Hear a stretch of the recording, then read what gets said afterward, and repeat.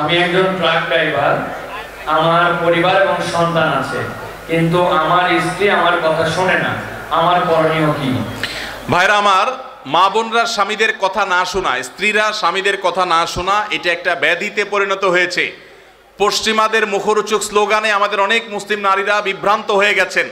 মনে রাখবেন, কোনো নারী যত রকম ইবাদত বন্দিগি করুক, তিনি যদি স্বামীর সাথে সবসময় আড়াআড়ি করা, স্বামীকে ইগনোর করা, তাকে অমান্য করার মানসিকতা তার মধ্যে তৈরি হয়, তাহলে তিনি কখনো নেককার মুসলিম নারী হতে পারেন না। যে ভাই প্রশ্ন করেছেন তাকে বলবো, বিয়ের আগে এটা ভাবা দরকার ছিল যে এই মেয়ের মধ্যে আল্লাহর ভয় আছে কিনা। যদি কেউ মুত্তাকি হয়ে থাকে, সত্যিকারে মুসলিম হয়, আল্লাহ বিরু হয়, তিনি কখনো স্বামীর অবাধ্য হতে পারেন না।